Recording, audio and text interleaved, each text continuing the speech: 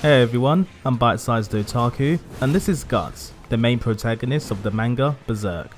But is his build viable? Yes, but like the video and give it to me bite-sized. So to get that Guts aesthetic, I've opted for the Knight's Cavalry set, besides the helmet, which helps give us good defense leading towards Fire and Holy, with only 45 poise, which is pretty low. I'll put a link to a fantastic video on how to get Guts' face, which completes the look, but otherwise, we have the Great Sword equipped with Lion's Claw, which is infused with Heavy to utilise our strength investment. The Great Sword has fantastic hyper armor, meaning we can swing this weapon despite our low poise. And our Lion's Claw will give us a classic somersault as seen in the manga, slamming our opponents for massive damage.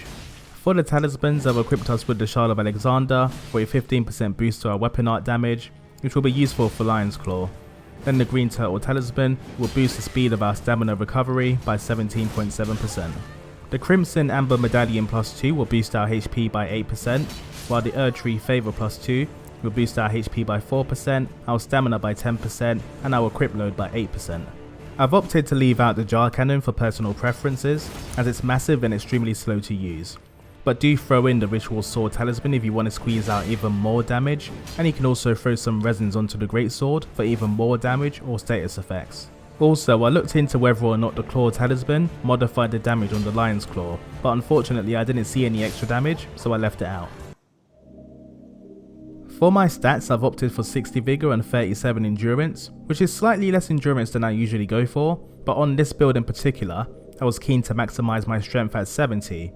Then the 11 Mind can give us exactly 4 uses of the Lion's Claw. This is based on the level 137 Vagabond, with all equipment upgraded 1 level below the maximum, which will avoid you having to use a rare Ancient Dragon Smithing Stone. And for our strategy, we can follow in the footsteps of Guts himself by swinging our Great Sword at our enemies to trade attacks. We'll often outdamage our enemies, putting them on the defensive, and due to our great hyper armor, we won't be easily staggered out of our attacks. Lion's Claw is fantastic. It's really effective at countering enemies who are attacking you very aggressively, it's difficult to interrupt, and it also deals a metric ton of damage if it lands. Furthermore, you can change the direction of the swing mid-animation. On our weaknesses, we're only going to struggle against super quick enemies, and I mean super quick. Like busted light rolling levels of super quick, running around naked with a dagger levels of super quick. But other than that, we'll pretty much destroy anything. This also goes for PvE encounters. Lion's Claw can easily stagger bosses with a couple of swings, and it deals massive damage at the same time, often attacking through hits. Lastly, the Great Sword and Lion's Claw can be obtained early in the game, but the armor set is in the endgame area, so a good alternative might be the Confessor's set, which has a similar black aesthetic.